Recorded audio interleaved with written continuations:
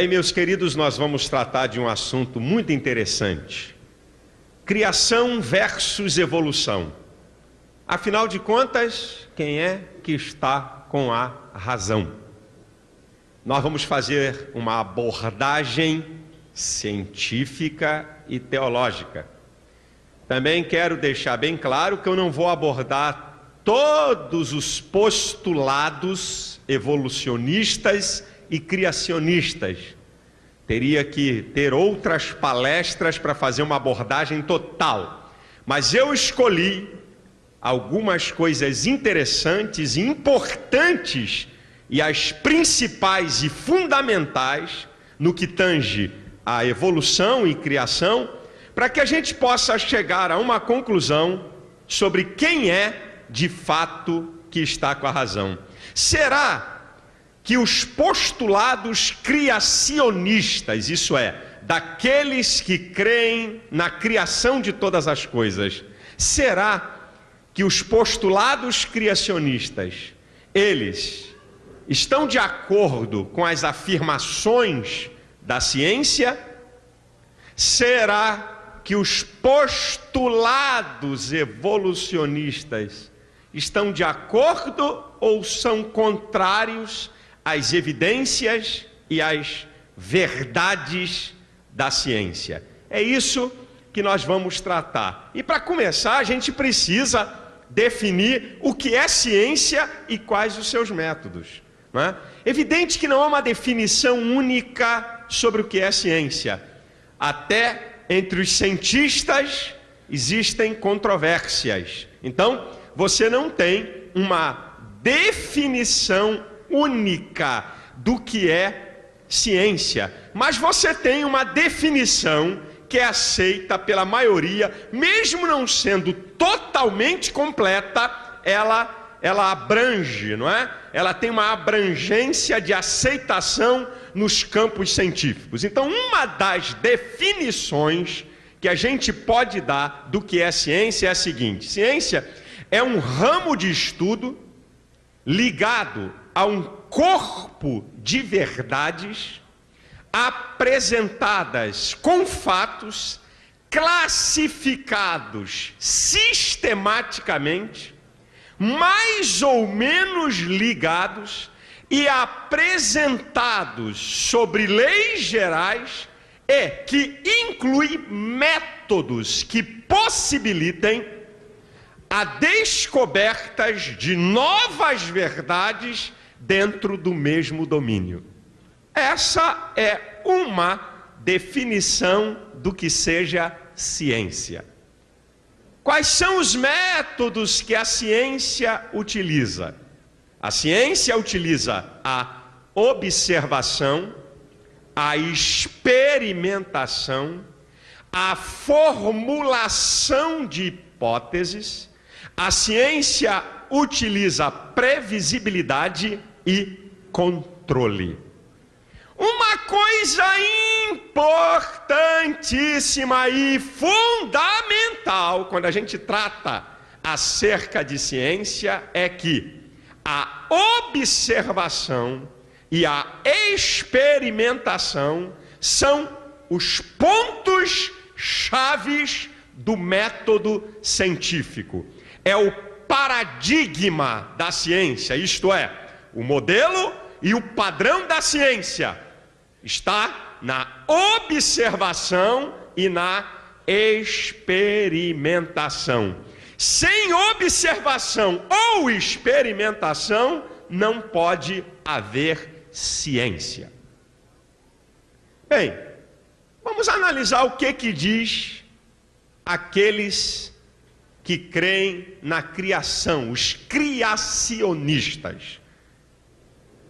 Que existe um Deus que criou todas as coisas, houve um ato de criação e um tempo de criação. Um agente externo e anterior ao universo criou todas as coisas completas e acabadas. Esse agente externo é Deus. Mas escute, Como é que nós sabemos que todas as coisas foram criadas por Deus? Pela revelação da sua palavra.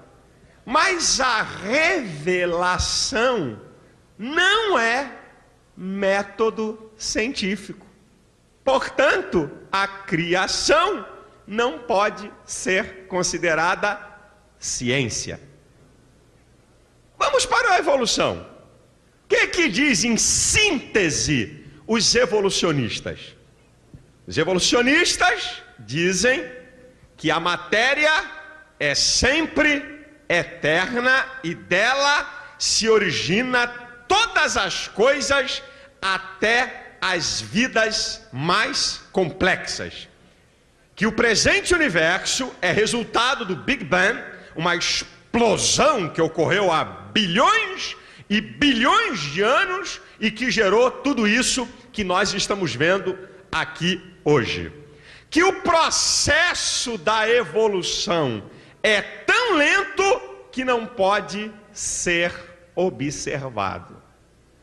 Primeiro, o que não pode ser observado e experimentado não é ciência. Como é que se chega à conclusão, segundo os evolucionistas, de que há bilhões e bilhões de anos houve uma explosão que criou tudo isso, se não tinha ninguém lá para ver? Pela revelação da imaginação dos cientistas. Portanto, revelação não é, como já falei, método científico. Portanto, a evolução também não pode ser considerada ciência. E aí, pastor? Fiquei enrolado. A criação, o senhor diz que não pode ser considerado ciência, porque nós só sabemos que Deus fez as coisas pela revelação da palavra. E a revelação não é método científico. A evolução não pode ser considerada ciência, primeiro porque não há observação de processos evolutivos, e também o Big Bang aconteceu há bilhões de anos e ninguém estava lá para registrar, e isso é uma revelação da mente engenhosa, não é? E dos cientistas. Também é uma revelação que não pode ser provada, então também não é ciência. Como é que a gente vai saber quem é que está com a razão e quem é que está com a verdade? Existe a possibilidade de saber? Sim.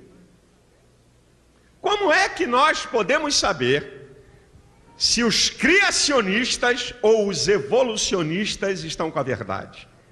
Pelas evidências da natureza.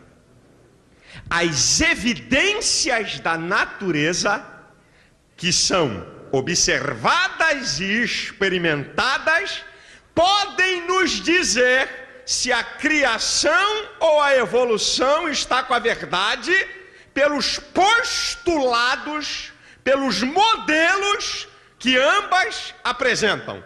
Nós vamos submeter postulados evolucionistas e criacionistas a evidências ou às evidências da natureza, e quando submetemos esses postulados às evidências da natureza, nós podemos chegar à conclusão de quem é que está com a razão ou de quem é que tem e detém a verdade.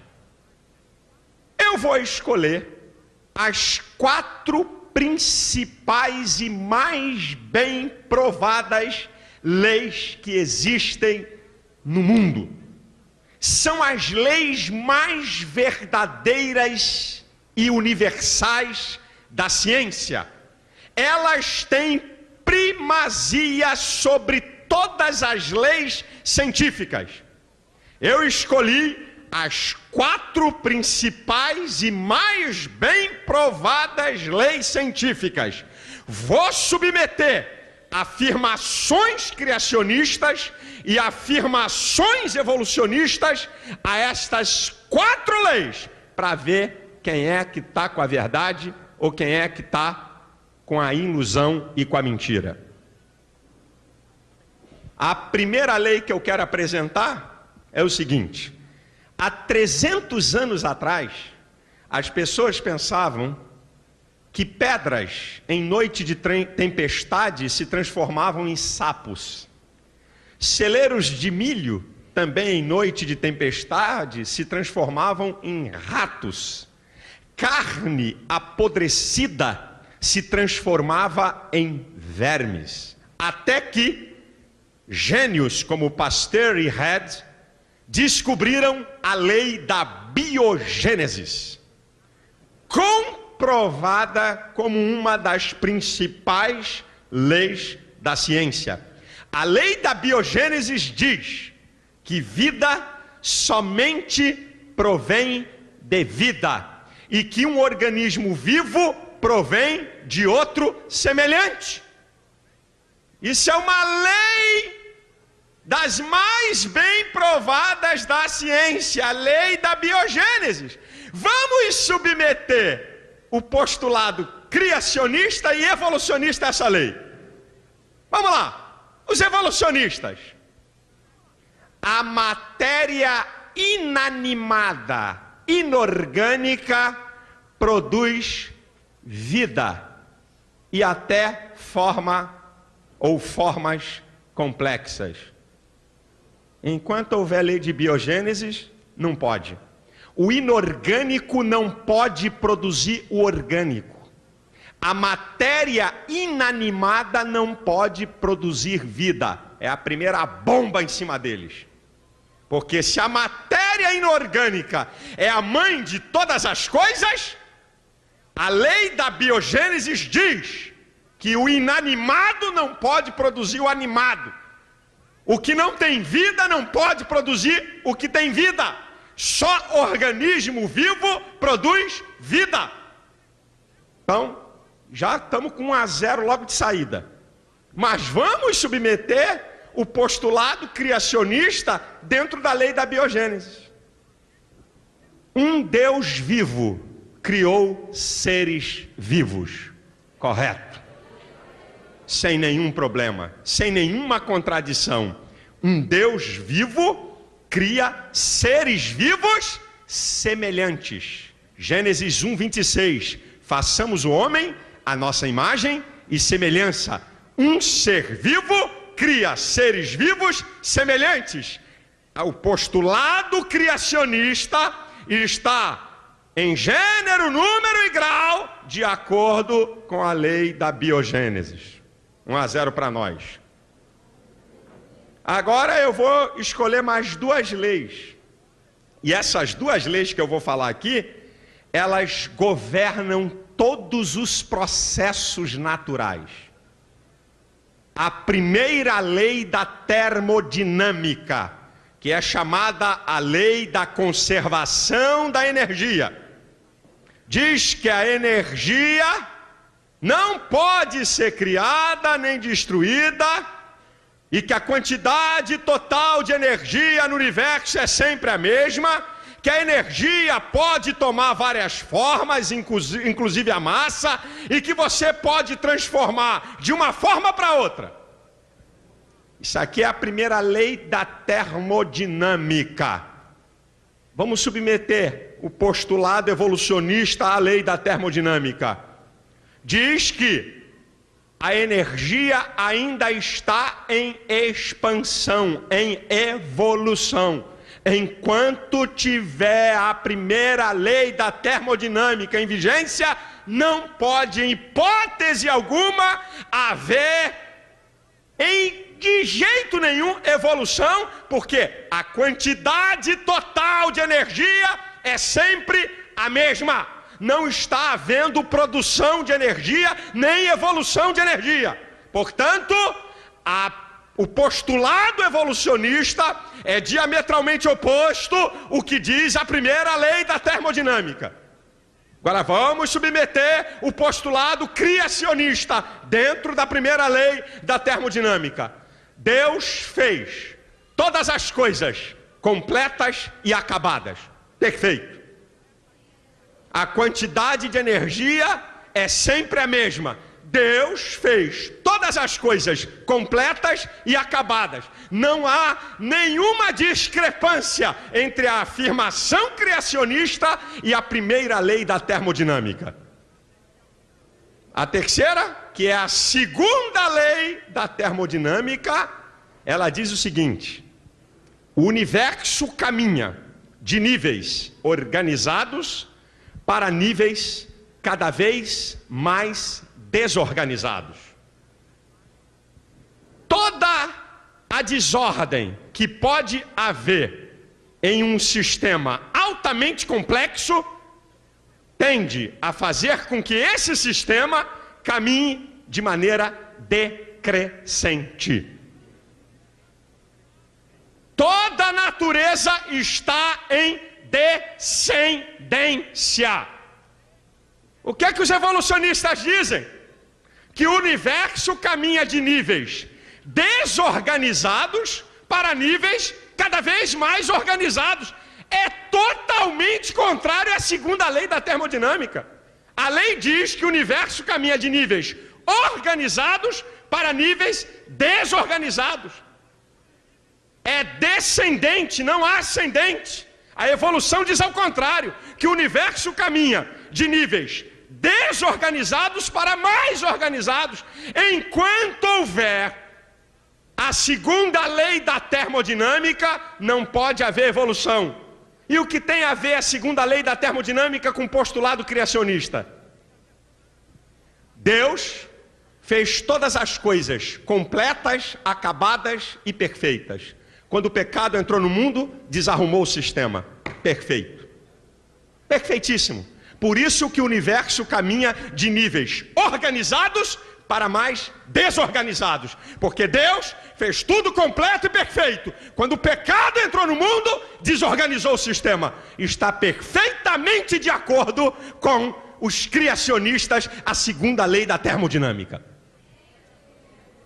E a quarta lei, e essa lei, ela é aceita em todos os campos da ciência. É a lei da causa e do efeito. Sabe o que é que diz essa lei? Que nenhum efeito é quantitativamente maior e qualitativamente superior à causa. O efeito não pode ser maior do que a causa. Nenhum efeito pode ser maior do que a causa. Essa é uma lei aceita em todos os campos da ciência. O efeito sempre tem que ser menor do que a causa. Vamos ver o que a evolução diz. Matéria inanimada, causa. Vidas mais complexas, como eu e você, efeito. Não pode. Matéria inanimada, menos complexas do que a vida que eu e você, que nós temos, do ser humano. Impossível. O efeito não pode ser maior do que a causa. O postulado evolucionista bate de frente com a lei da causa e efeito. O efeito não pode ser melhor e superior à causa. Agora vamos submeter ao postulado criacionista. Deus, grande, tremendo, onipotente, onisciente, eterno, cria o homem, um ser com suas limitações. Deus causa maior do que o homem, efeito. Está perfeito. Está perfeito. Deus a causa maior do que o homem, efeito. O postulado criacionista está de acordo com a quarta lei que eu acabo de dizer, a lei da causa e efeito. É de goleada, meu irmão. Não deram para fazer nenhum golzinho. O que eu acho interessante são algumas considerações nessa quarta lei que diz assim: a causa primeira do espaço infinito, vê se dá para você colocar a matéria ou Deus. Escuta isso. Vê se dá para você colocar a matéria ou Deus. A causa primeira do espaço infinito tem que ser infinita. A causa primeira do tempo infinito tem que ser eterna. A causa primeira da energia ilimitada tem que ser onipotente. A causa primeira das inter-relações universais tem que ser onipresente. A causa primeira das complexidades infinitas tem que ser onisciente. A causa primeira dos valores morais tem que ser moral. A causa primeira dos valores espirituais tem que ser espiritual. A causa primeira do amor humano tem que ser amorosa. E a causa primeira da vida tem que ser viva. Isso está para a matéria ou para um Deus grande, tremendo e poderoso?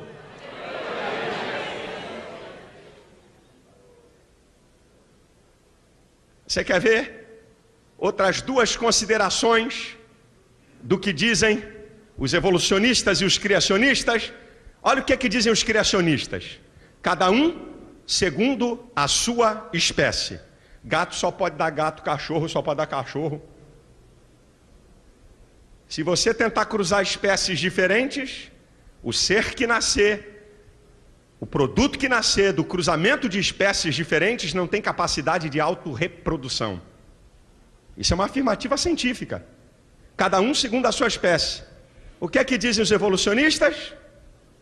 De que a partir da matéria inorgânica, sabe, por uma questão de escolha natural, obra do acaso, através de mutações, seleção natural, através de transmutação de espécies, se chegaram às formas de vidas mais complexas. E Darwin, o pai da evolução, em seu livro A Origem das Espécies, ele declara que os registros fósseis vão poder dizer que realmente houve uma evolução de espécies e que o homem e o macaco são originários de um mesmo ser, de um mesmo ancestral. O que são os fósseis? Os fósseis são plantas e animais soterrados e depois de muitos e muitos e muitos anos são sedimentados e transformados em rocha. A primeira bomba do registro fóssil na teoria da evolução é a seguinte: se houvesse evolução, escute bem, se houvesse evolução, o registro fóssil teria que ser assim: formas de vidas menos complexas, mais antigas do que formas de vida mais complexas. Você está entendendo? Houve evolução? Evolução fala de crescimento, de desenvolvimento. Significa que o que é menos desenvolvido tem que ser mais antigo do que é mais desenvolvido. Entenderam? Entendeu, irmão? Perfeito?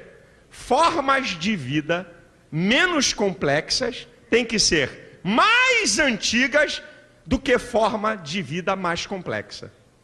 Só que o registro fóssil mostra formas de vida mais complexas, mais antigas do que formas de vida menos complexas. Está errado. Se houvesse evolução, não podia o registro fóssil apresentar isso. Teria que apresentar numa escala ascendente, do menos complexo para o mais complexo, mas o registro fóssil não apresenta isso não. Apresenta o mais complexo primeiro do que menos complexo. Essa é a primeira fumada em cima deles, a primeira bomba do registro fóssil.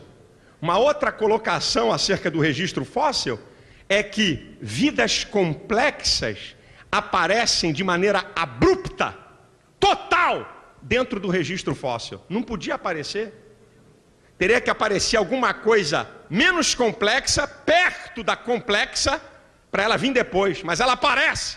E outra coisa que é interessante, se há evolução, tem que haver as formas transicionais, isto é, as espécies de transição.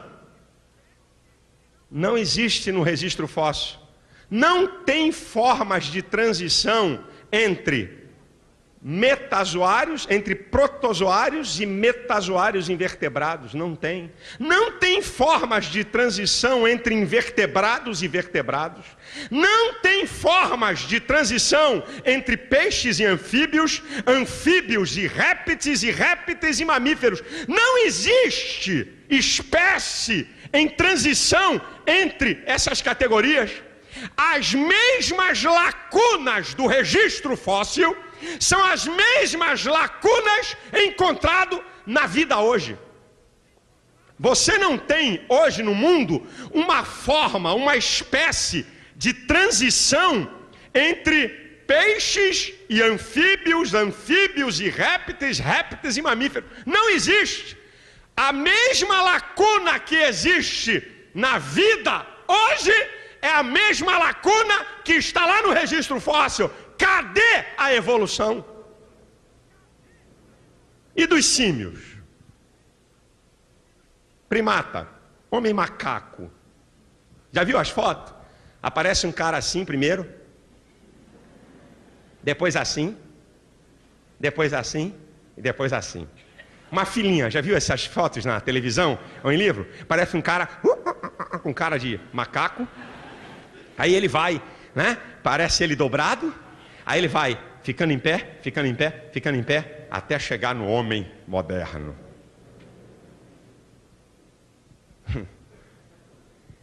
Os dois fósseis mais completos que foram achados, eu vou dizer aqui no português. O nome no português que fica mais fácil, até para mim. Não é nem para você. É chamado do homem de Neandertal. Estou certo, Vicente? Não é isso mesmo? É chamado homem de Neandertal. É o seguinte, foram achados fósseis, são os mais completos. Durante muito tempo se pensava que ele era o primeiro símio, o primeiro primata da escala evolutiva.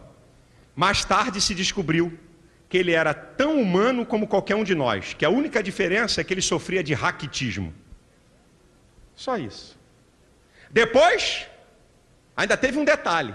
Mais tarde descobriram esqueleto humano, como eu e você, mais antigo do que esse. Aí acabou de chutar o balde. O outro fóssil encontrado é chamado homem de Cro-Magnon. Mais bem dotado e mais forte do que o homem moderno. Com uma capacidade cerebral maior do que o homem moderno. Cadê a evolução, meu filho? Onde é que ela está? Fósseis lá de trás de homens antigos com uma estrutura e uma estatura mais forte do que o homem de hoje. Como é que pode? O homem de hoje tem que ser mais forte do que o do passado se houvesse evolução. Agora, e não tem nada de símio, não tem nada de primata, não tem nada de homem macaco. Agora, depois disso aí, meu filho, os fragmentos encontrados deram lugar à fraude, armação e invenção. Aí, o primeiro deles, que eles dizem que é o primeiro da família dos humanos, é chamado de Ramapithecus, o nome do cabra. Esse é o primeiro da família humana. Esse ainda está assim, ó, lá na foto. O tal do Ramapithecus, certo? Como é que eles chegaram a essa conclusão? Foram achados fragmentos da mandíbula inferior e alguns dentes. Como é que com apenas fragmentos de mandíbula e alguns dentes pode-se desenhar um cabra todo daquele?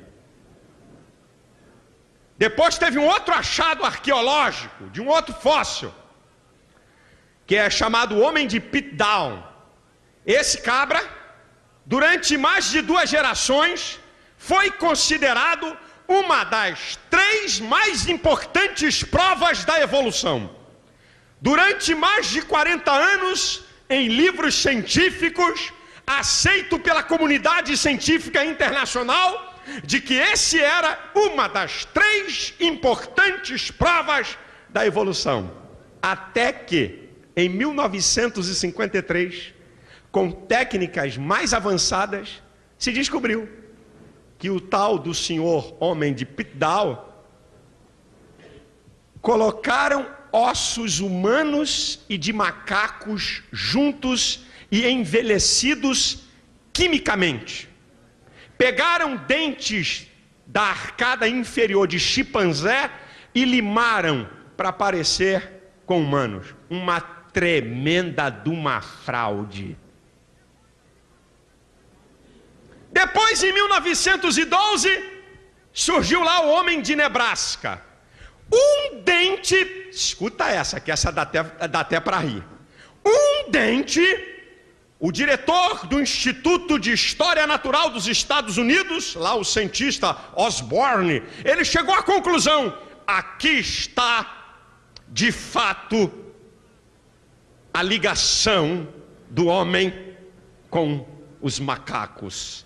Aqui está a prova de que nós somos descendentes de um mesmo ancestral. Nessa época, em Nebraska, nos Estados Unidos, havia um político chamado Bryan, que tinha interesse em colocar o ensino evolucionista na escola e deu amplo destaque na mídia e em revista. E teve uma revista científica que, a partir de um dente, conseguiu desenhar o pai, a mãe e os filhos. Nem Spielberg, nem esse cara tinha tanta imaginação como esses camaradas.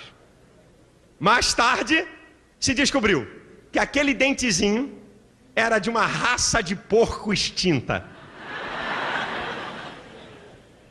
Até hoje, ninguém desmentiu pelas revistas científicas e por toda a publicidade da época que isso era farsa e mentira. Quer ver outro? Homem de Pequim, visto por alguns, e só por alguns, porque nunca mais ninguém viu.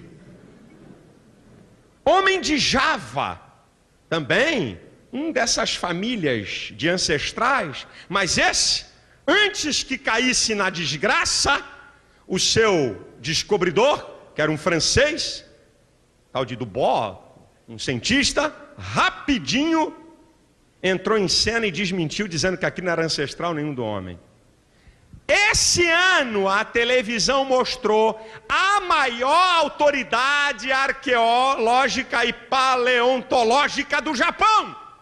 A maior autoridade foi pega enterrando peças em um terreno para dizer que tinha feito uma descoberta científica arqueológica. Isso saiu esse ano. Quem viu o jornal O Globo, quem viu o Jornal Nacional, a maior autoridade japonesa. Esses achados de fragmentos de fósseis têm dado margem à mentira, a engano, tem dado margem à imaginação e à ilusão, e de verdade não tem nada. Mas, pastor, e as mutações? O senhor falou dos fósseis, que é uma bomba contra a evolução e que não contradiz a criação, porque Deus fez cada um segundo a sua espécie. E as mutações não podem produzir evolução? Querido, a mutação causa desordem, não ordem. A mutação diminui a complexidade dos organismos. A mutação involui, não evolui. A mutação faz o organismo e as coisas decrescerem, e ela causa uma coisa chamada entropia, desordem no sistema. Mutação, em hipótese alguma, produz evolução. Ao contrário, produz involução. E o código genético? Outra bomba em cima da evolução. Em 1856, Mendel descobre o código genético. O que é o código genético?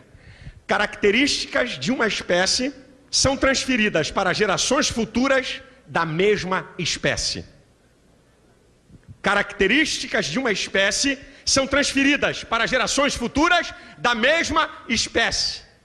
Cada espécie foi programada de maneira peculiar para produzir a própria espécie, e não de maneira acidental produzir uma outra espécie. É cada um segundo a sua espécie. O que está na Bíblia há mais de 4.000 anos, Mendel comprovou em 1856. Não dá para ter evolução, porque cada espécie só produz a sua espécie. E agora, com o projeto Genoma Humano? Um projeto que foi feito para durar 15 anos, que começou em 1990, com base em 18 países, inclusive o Brasil. O genoma humano, ele está mapeando os genes e os bilhões de bases químicas do DNA. Sabe qual foi? Há uma conclusão que o genoma, o estudo, isso é coisa atual, meu irmão. Isso é coisa de agora. Sabe o que o genoma humano chegou à conclusão? Antes desse estudo do genoma, já com a genética, com a descoberta do código genético, já era uma bomba. Mas agora, com o estudo do genoma, até então muitos cientistas pensavam que o homem da Ásia era originário de um lugar. O homem da África o homem da Ásia era originário de um primata. O homem da África era originário de outro primata. Cada região do mundo, cada ser humano era originário de um primata daquela região. O genoma humano já chegou à conclusão, e veja como é que o diabo joga pesado em cima disso, que a informação não tem amplitude. Quando um camarada acha um pedacinho de osso e diz que aquilo é de um ancestral, aparece no Fantástico, aparece na primeira página dos jornais, aparece na Veja, na Isto É, sei lá em quê. Mas uma verdade comprovada que vai contra a evolução e a favor da criação é escondida. O genoma humano chega à conclusão que todos os homens descendem de um só, e que foi lá na África Oriental.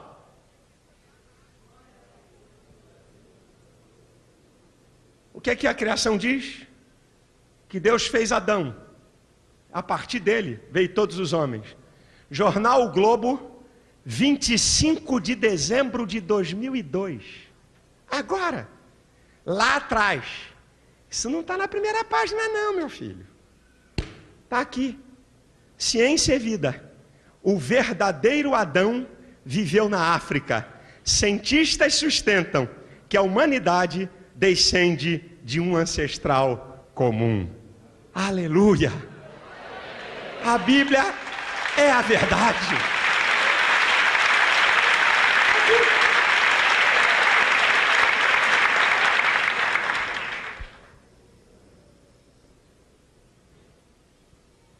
A palavra de Deus é a verdade, irmão. A questão é se você, amigo, quer crer que tudo isso que está aí é obra do acaso, ou se o que está aí é engenhosidade e plano deliberado de um Criador. Veja as provas da natureza, o que elas dizem. Vê se dá para você achar se isso é obra do acaso ou é plano de criação. Você quer ver? A rotação, que é o que a Terra dá uma volta em torno do seu próprio eixo, dura 24 horas. Se o tempo de rotação fosse diminuído em 1/10, os dias seriam 10 vezes mais longos e a noite 10 vezes mais longa. Se a rotação fosse diminuída em 1/10, com isso, durante o dia, o sol queimaria toda a vegetação e o que sobrou seria morto pela noite, pelo gelo da noite. É obra do acaso a rotação ter 24 horas? O planeta Terra está a uma distância... O planeta Terra está a uma distância adequada do Sol para a vida animal e vegetal. Se o planeta Terra tivesse a distância de Vênus e Mercúrio, toda a vida seria torrada. E se o planeta Terra tivesse na distância de Marte e Plutão, que é para o Sol, seria tão congelada que não poderia ter vida. É obra do acaso a distância da Terra para o Sol? A atmosfera, ela possui uma espessura ideal para suportar os milhões de meteoritos, de chuvas de meteoritos que penetram nela, a uma velocidade de 45 quilômetros por segundo. Se você quiser ter uma ideia do que é isso, multiplica 45 por 3.600 para você ver quanto é que isso é por hora. Porque nós temos ideia de hora, 100 km por hora, 200 km por hora. Eu estou falando que o meteorito penetra na atmosfera a uma velocidade de 45 km por segundo, é uma velocidade espantosa. Se a atmosfera não tivesse a densidade que ela tem, o planeta Terra todo dia receberia um bombardeio de meteorito e mataria toda a vida animal e vegetal. Você acha que a densidade da atmosfera é obra do acaso para suportar isso?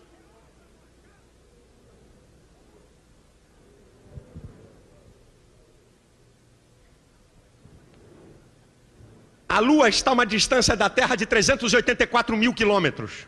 Se a Lua estivesse a 80 mil quilômetros da Terra, as marés, que hoje são inofensivas, inundariam o planeta Terra 2 vezes ao dia. Isso é obra do acaso, a distância da Lua para a Terra? Se a Terra tivesse o mesmo tamanho da Lua, o seu diâmetro fosse igual ao da Lua, a Terra não teria capacidade gravitacional para segurar as águas, e nem tampouco a atmosfera. Você acha que isso é obra do acaso? Se o diâmetro da Terra fosse dobrado, isso é, se a Terra tivesse o tamanho dobrado do que tem, a pressão atmosférica seria tão violenta que dificilmente poderia haver vida aqui. Você acha que é obra do acaso o tamanho exato do planeta Terra? Escuta essa aqui, meu irmão. Só o código genético de uma ameba, não é aquele teu colega que tu chama de ameba, não. Estou falando do código genético de uma ameba. Só o código genético de uma ameba tem informações para preencher mais de 1000 vezes a enciclopédia britânica. Só o código genético de uma ameba. A estrutura mais complexa do universo é o cérebro humano. Ele possui 100 bilhões de células que têm entre 10 mil a 100 mil ramificações interligadas entre elas. O total de ligações no teu cérebro é de 1 quadrilhão, 10 elevado a 15. O cérebro pesa 1,3 kg. Tem alguém que pode pesar um pouquinho mais, dependendo do tamanho da criança. Mas a média é 1,3 kg. Não existe tecnologia no mundo para fazer uma rede de comunicações do tamanho do cérebro. Você acha que isso é obra do acaso? O Dr. Robert Clark, PhD em bioquímica da Universidade de Cambridge, no seu livro Universo, Plano ou Acidente, ele diz: é impossível, quando você olha para química, para física, para biologia, para astronomia, entender o universo como obra do acaso, mas sim entendê-lo como obra de engenhosidade e projeto deliberado. O cientista soviético, só vou dar o primeiro nome dele porque o segundo não dá para me pronunciar, que é um trem tão doido de enrolado. Um tal de Dmitri. Ele tem 3 doutorados em ciências. É um nome mundial. Ele diz que a evolução trouxe problemas para a ciência, porque emperrou o conhecimento, porque toda a ciência teve que se submeter à teoria da evolução. E o doutor Marcel Schwarzenberg, que é professor da Universidade de Paris, ele fez o cálculo da possibilidade de haver evolução. Uma chance contra 10 elevado a 2 bilhões de zeros. Sabe qual é a chance? Nenhuma.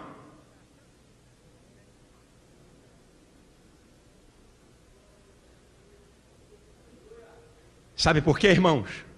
Porque tudo que está aí não é obra do acaso. Isaías 45:12 diz: eu fiz a terra e criei nela o homem. Eu, o Senhor, o fiz. As minhas mãos estenderam os céus, e a todos os seus exércitos dei as minhas ordens.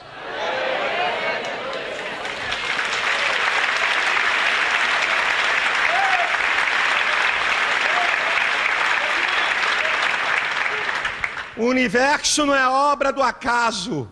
O universo é projeto de um Deus tremendo, poderoso, incomparável, absoluto. E aí a gente chega à seguinte conclusão: se Deus fez todas as coisas, e se Deus é verdadeiro e real, então a Bíblia é a palavra de Deus.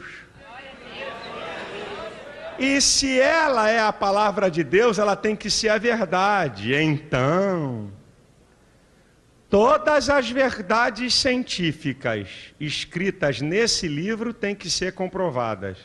Senão é mentira. Vamos ver algumas? Você sabe que ciência, verdades de hoje, amanhã são mentiras, porque são descobertas novas coisas. Todas as verdades científicas da Bíblia, que tem 4.000, 5.000, 3.000, 2.000 anos, nenhuma delas até hoje foi jogada por terra. Sabe por quê? Porque quem criou todas as coisas, criou as leis. Vamos ver uma verdade científica da Bíblia? Uma.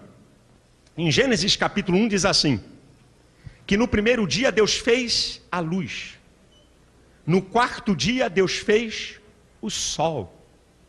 Até há pouco tempo se acreditava que a luz era produto de astros.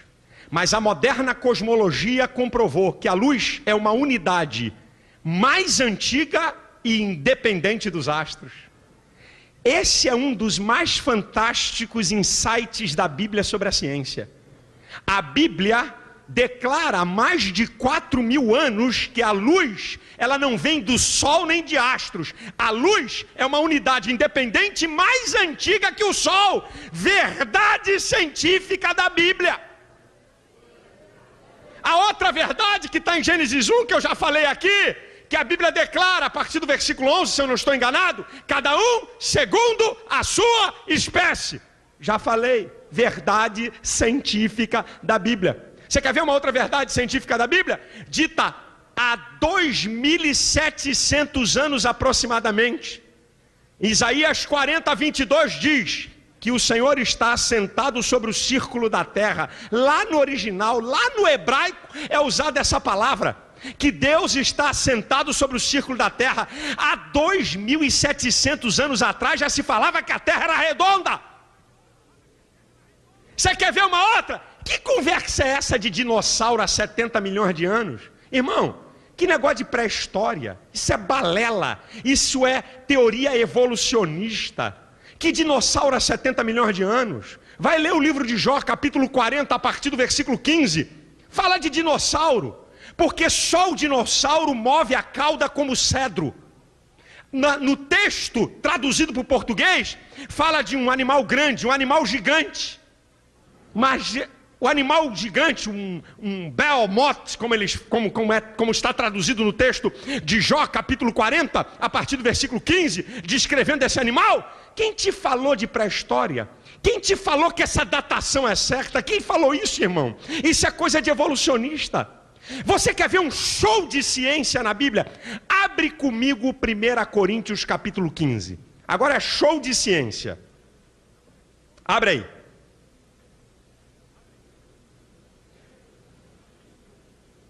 1 Coríntios capítulo 15. Abre aí, por favor. Versículo 38. Botânica. Mas Deus dá-lhe o corpo como quer. Cada semente o seu próprio corpo.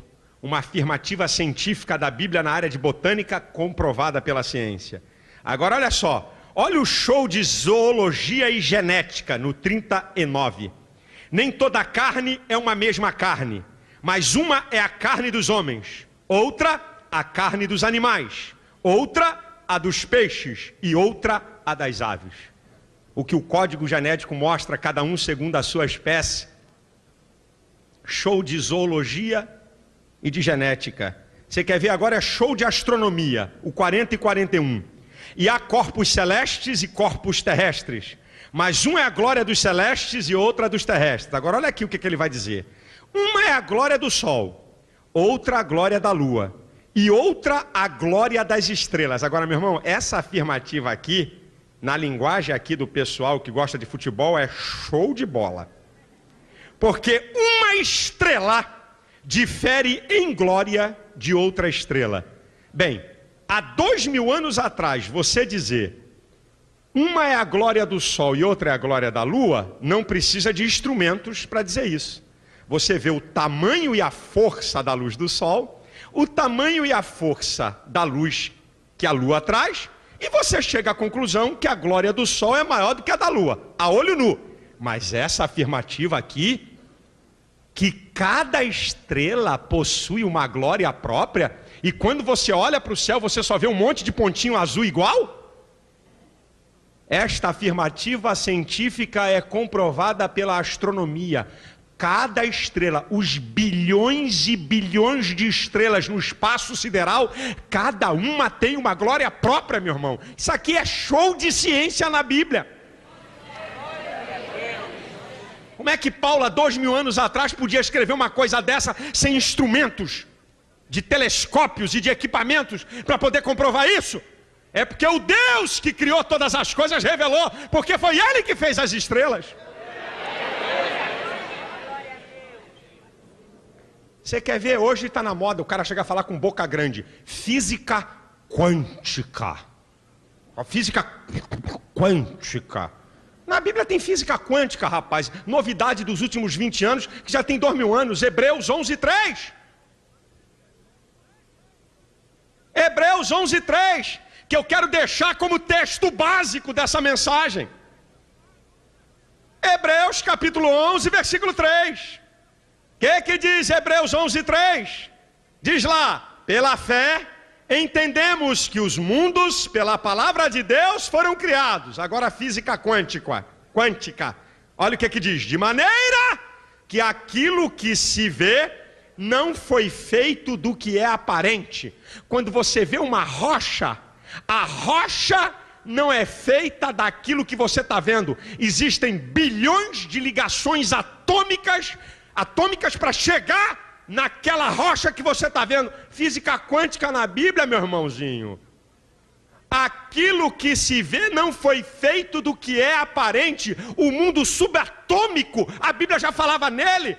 E o mundo invisível, que só aproximadamente de 60 anos para cá, com o advento do microscópio eletrônico, se descobriu o mundo invisível. Há quase 2000 anos a Bíblia fala nele. Paulo diz em Colossenses capítulo 1, versículo 16: porque nele foram criadas todas as coisas que há nos céus e na terra, visíveis e invisíveis. Está lá escrito. Há quase 2000 anos já se falava do mundo invisível, porque o Deus que criou o mundo invisível já sabia de todas as coisas e registrou na sua palavra.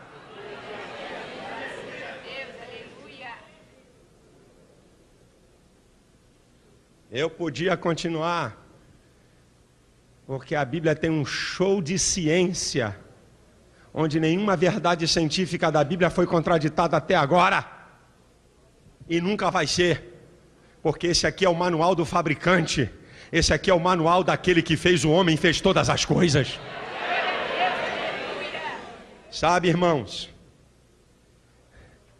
se você tentar submeter o postulado evolucionista, os principais postulados evolucionistas, se você quiser testá-los ou observá-los, você vai ver que é uma fraude.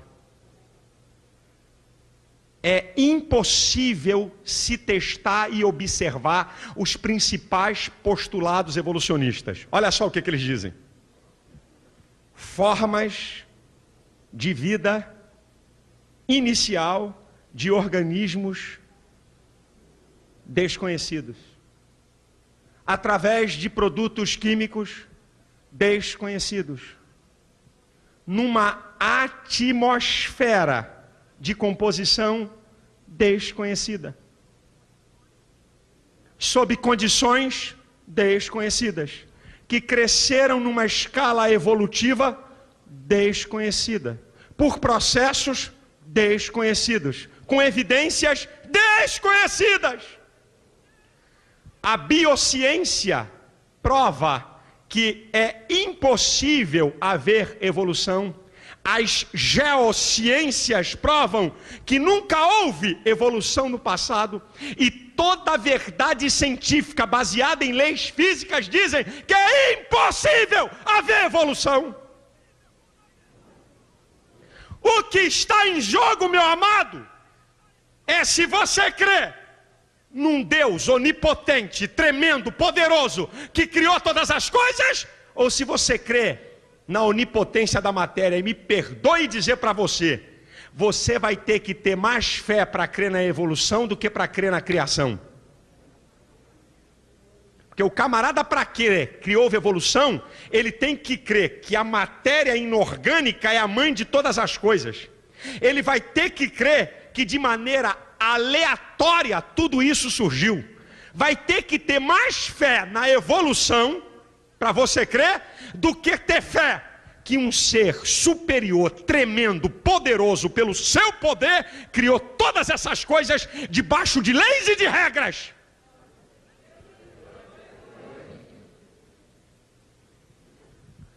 Sabe, irmãos, sabe que essa visão da evolução, uma visão materialista, sabe o que ela trouxe para o homem? Sabe quais são as consequências dessa visão materialista? Primeiro, consequências da visão materialista. Diz que a realidade final é a matéria. Não existe Deus. O universo é obra do acaso. O homem é produto do tempo impessoal. Mais matéria, mais acaso. Não tem valores nem dignidade eterna. Moralidade? Cada um tem o seu próprio padrão moral. A moralidade é relativizada. Você tem as suas escalas de valores conforme o seu interesse. Pós-vida? Morreu? Findou-se. Acabou. Sabe quais são as consequências? Imoralidade, maldade, vazio existencial, crise existencial, doenças psicológicas. Toda essa maldade que está no planeta Terra é porque tirou Deus do homem. Tirou os limites de Deus, o homem se torna insaciável. E quando ele se torna insaciável, ele é capaz de fazer qualquer coisa, porque afinal de contas ele não tem que prestar conta com ninguém, porque ele é produto de alguma porcaria, de alguma matéria. Agora eu quero dizer para você que a visão criacionista, ela também traz algumas coisas. A primeira, que o universo não é obra do acaso. Existem 3 propósitos definidos por Deus para a criação do universo. O primeiro deles, lá em Colossenses 1,16, na última frase diz que tudo foi criado por Ele e para Ele. O universo foi criado para que Deus seja glorificado. O segundo propósito da criação do universo, o universo foi criado, como diz Paulo em Romanos capítulo 1, versículo 20, para que os homens fiquem inexcusáveis. O universo é uma prova da existência de Deus. Ninguém vai ter desculpa diante de Deus dizer: Deus, eu não pude ver nada a teu respeito. Deus, tu tinha que ter se manifestado. A Bíblia diz que o universo, a natureza, é uma prova da existência de Deus. Deus deixou tudo isso para dizer para mim: olha aí, ó, eu existo, meu chapa. Olha para o mundo, olha para você, olha para o universo, para que os homens fiquem inexcusáveis. E sabe qual é o propósito do universo? Abençoar o homem. Se você pegar Gênesis capítulo 1, do versículo 14 ao 18, você vai ver que as estrelas, que os luminares foram todos criados em favor do homem. E deixa eu abrir um parênteses aqui, que extraterrestre patavina nenhuma, que crente acreditando em ET, conversa fiada é essa? Que vida em outros planetas, que babuzeira é essa? Porque se tem vida em outro planeta, a Bíblia é um livro de segunda classe e você é uma criatura de segunda classe, porque tem coisa mais perfeita. Sabe o que está vinculado? Extraterrestre, OVNIs, com demoniologia. Satanás, que se transfigura em anjo de luz, ele pode adquirir a forma que ele quer para enganar as pessoas. Deus fez tudo isso para abençoar você, e as leis físicas dizem isso.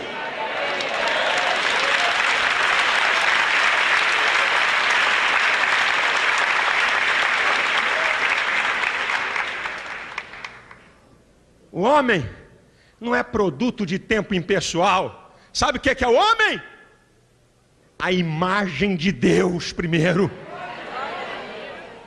Deus é pessoa, é o que está lá no original, Elohim. Elohim, façamos a nossa imagem e semelhança. Elohim, substantivo plural, que indica pluralidade de pessoas. Deus, pessoa, fez seres pessoais. E o que significa ser pessoa? É ter inteligência, vontade própria e sentimentos. Você não é obra do acaso. Você é semelhança de Deus. Você é a coroa da criação de Deus. E sabe por que você foi feito? Tirando de Isaías 61:3, lá da última parte desse versículo, diz que nós somos árvores de justiça, plantação do Senhor, para louvor da sua glória. Você foi feito para Deus ser exaltado e ser glorificado, meu irmão.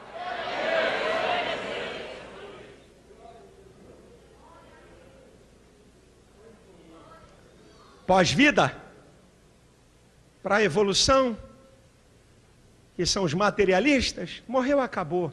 Na Bíblia, qual é o textuário da Bíblia de João 3,16? Porque Deus amou o mundo de tal maneira que deu o seu Filho unigênito para que todo aquele que nele creia não pereça, mas tenha a vida eterna. Apocalipse capítulo 21 está descrevendo o dia da eternidade, o começo do dia da eternidade. E eu vi um novo céu e uma nova terra, porque já as primeiras coisas se passaram. Ele vai limpar dos nossos olhos toda lágrima. Lá não haverá dor, lá não haverá pranto, lá não haverá morte. Nós não fomos feitos para acabar. Você foi feito para viver eternamente, e eternamente ao lado de Deus.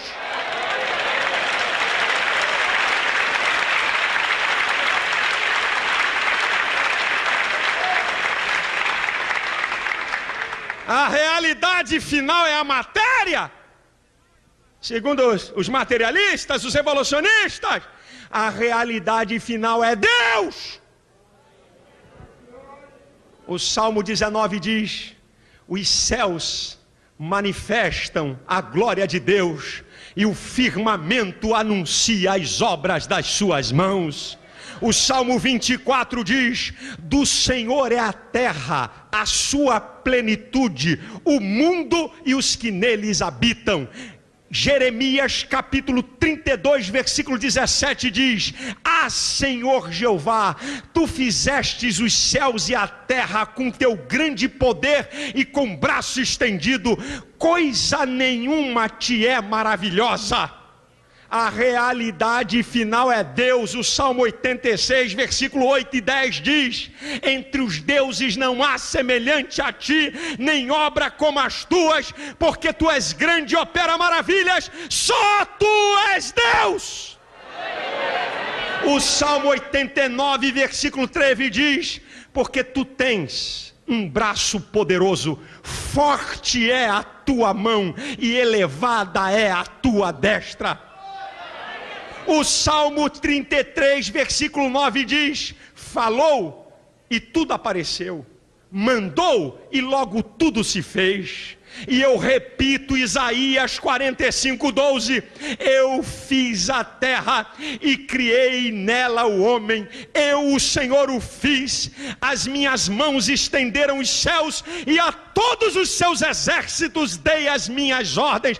Pastor, como é que tudo isso é sustentado? Bilhões de planetas, bilhões de estrelas, não tem choque. E atenção, vem um planeta contra a Terra. Ai meu Deus, tomara que o sinal fecha para a gente passar, senão nós estamos ferrados. Vai ter uma colisão. Tudo está sustentado. Hebreus 1:3 diz que ele sustenta todas as coisas pela palavra do seu poder.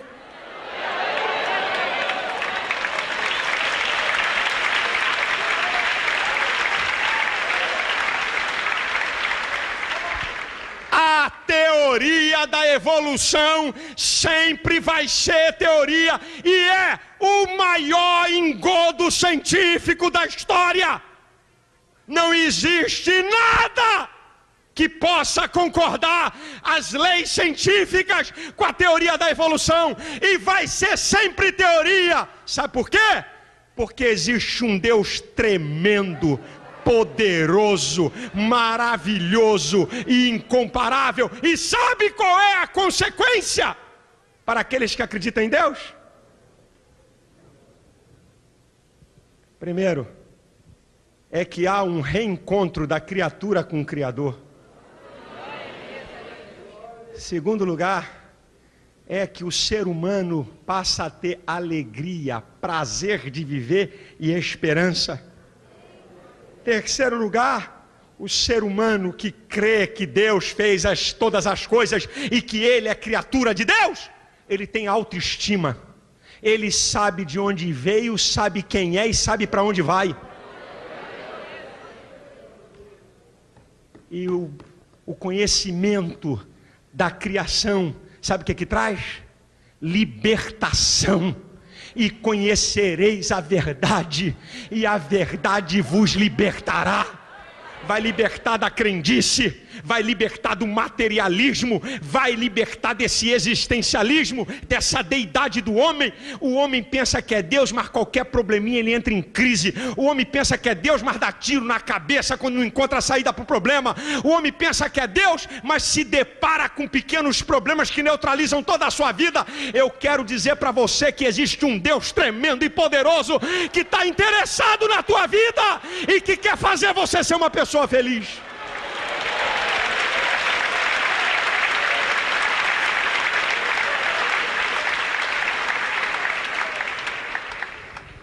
Se existe um Deus poderoso como existe, eu acho que nós temos que fazer igual a Paulo. Paulo está escrevendo o livro de Romanos, ele dá uma parada. Ele dá uma parada para uma adoração. Ele está mandando ver no livro de Romanos, não tem moleza não. Aí ele chega no capítulo 11 e diz assim, vou dar uma parada aqui. Vou parar de dar uma exortação para me voltar para Deus. Aí ele escreve Romanos 11 a partir do versículo 33. Ó profundidade das riquezas como da ciência de Deus. Quão inescrutáveis são os teus caminhos e quão insondáveis são os teus juízos. Quem compreendeu o intento do Senhor? Ou quem foi o seu conselheiro? Quem lhe deu primeiro para que depois lhe seja recompensado? Porque tudo é dele, por ele e para ele. Glória, pois, a ele eternamente. Amém. A Deus seja glória. Ele é digno de glória. Ele é digno de adoração.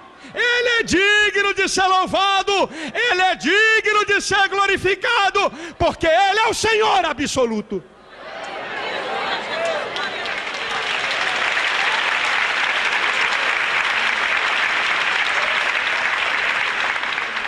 Sabe, querido, quando você reconhece um Deus soberano, o conceito de moralidade não é mais relativo, ele é absoluto. Ele está submetido ao caráter imutável de Deus. Eu cansei de estudar na universidade, de ver professor falar que o ser humano sem limites se torna insaciável. Com Deus, Deus dá limites, diz assim, olha aqui meu chapa, você vai ter que prestar conta comigo. Não pensa que você é o dono da cocada não. Não pensa que você é o dono da verdade, não. Existe uma moral absoluta que disciplina, que dá limite ao homem. É isso que Deus traz. É por isso que essa sociedade caminha para a miséria e para o caos. Que tiraram Deus. Mas nós estamos aqui nessa manhã dizendo, a glória é tua, Senhor. Tu és digno de honra, porque tu és real, tu és vivo, tu habita em mim, tu mora no meu coração. Tu és um Deus grande, tremendo, incomparável, maravilhoso. Não há Deus tão grande como tu.